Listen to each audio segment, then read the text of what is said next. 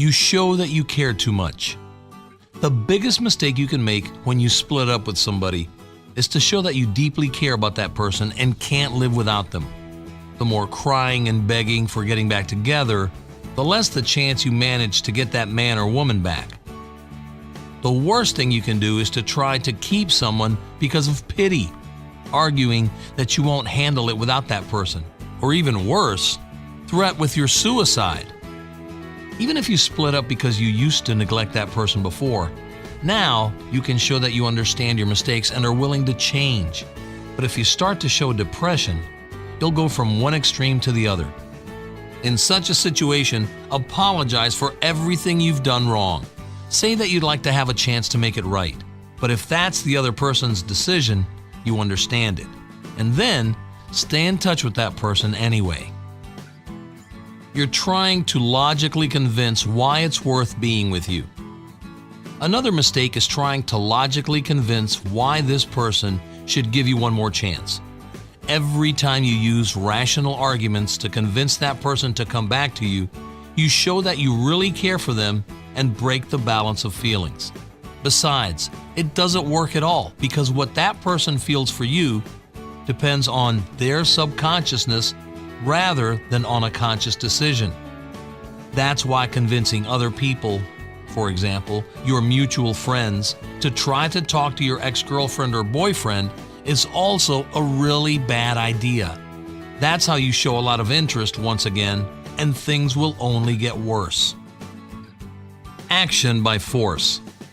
When people are abandoned by their partner, they tend to act by force, just to do anything. Yet constantly getting in contact with that person, you show a lot of interest again, breaking the balance of feelings. In this situation, it is good to give yourself some time without contact. It will make that person have the opportunity to speak to you themselves. If you showed a lot of interest before, such a break would work very well for you. The more time passes by, the less the person who left you will be sure how you feel about them and if you still want to be with them or perhaps start seeing someone else. In other words, you will become more challenging. You're too available. When someone gets familiar with my theory to be a challenge and puts that into practice, noticeable effects may show up quickly. That person might begin to talk to you themselves. But if you agree to get back in touch or meet too soon, you will show again that you are at hand all the time and that it's very easy to get you. And that can very quickly make you lose that attractiveness you recently managed to rebuild. So watch out for such situations. Never show too much interest too early. If the person who left you will suggest the meeting first, say in a friendly manner, "It's nice that you offer it. I'd really like to meet with you, but I'm a little busy right now. I'll get back to you when I have more time." Then actually speak to that person, but a few days later. Remember, this is just an overview of knowledge on this subject.